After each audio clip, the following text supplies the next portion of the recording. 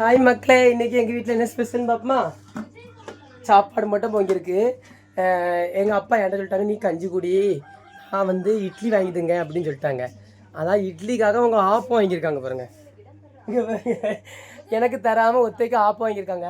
எப்போ நிறைய பேர் இந்த முடி வெட்டு நல்லான்னு சொல்கிறாங்க. உங்களுக்கு பிடிச்சிருக்கா?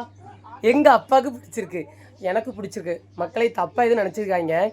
எனக்கு இந்த மாதிரி வெட்டினா தான் எனக்கு ரொம்ப பிடிச்சிருக்கு. எதுக்குன்னா என் ஊருக்காரங்க, எங்கள் தெருவு எங்கள் ஊருக்காரங்க முன்ன இந்த மாதிரி வெட்டினா ஒரு கெத்தாக இருக்கும். நான் அதுக்கு தான் வெட்டினேன். நான் வந்து மக்களுக்காக நான் வந்து வெட்டினல. என் ஊருக்காரன் முன்ன என்னை எவ்வளோ பேர் என்னை திட்டினானே, எவ்வளோ பேர் என்னை தப்பாக பேசினானே, அவன் முன்ன இந்த மாதிரி வெட்டினா கெத்தாக வாழலாம். அப்படிதான்ப்பா, கெத்தாக வாழலாம். அதுக்காக தான் நான் இந்த மாதிரி வெட்டினேன். நான் வந்து ரவுடிலாம் கிடையாது. நான் வந்து எங்கள் வீட்டுக்கு நான் செல்ல பிள்ளை. அதுதான்ப்பா, எங்கள் வீட்டுக்கு நான் செல்ல பிள்ளை. எங்கள் அப்பாவுக்கே தெரியும். எங்கள் அப்பா சொல்ல பேச்சு கேட்டு, எங்கள் அம்மா சொல்ல பேச்சு கேட்டு தான் நான் வாழ்ந்துட்டுருக்கேன். ஆனால் இந்த மாதிரி வெட்டு வந்து எல்லாத்துக்குமே பிடிக்காது. பட் நான் வந்து வெட்டினதே என் தெருவுக்கும் என்னோடய ஊருக்காரங்களுக்காக தான் வெட்டினது. ஏன்னா அவன் முன்னே நான் கெத்தாக வாழணும், அவன் முன்னே நான் வந்து ஒரு கெத்தை காமிக்கிறதுக்காக தான் வெட்டினேன். ஏன்னா என்ன எவ்வளோ பேர் தப்பாக பேசுனானே, இன்றைக்கி நான் நல்லா இருக்கேன். அதுக்கு தான் இந்த முடிவெட்டு காரணம். ஸோ நீங்கள் தப்பாக எதுவும் நினச்சிக்காதீங்க மக்களே. அதனால் எனக்கு சின்ன வயசுலேருந்து இந்த மாதிரி வெட்டணும் ஒரு ஆசை தான்.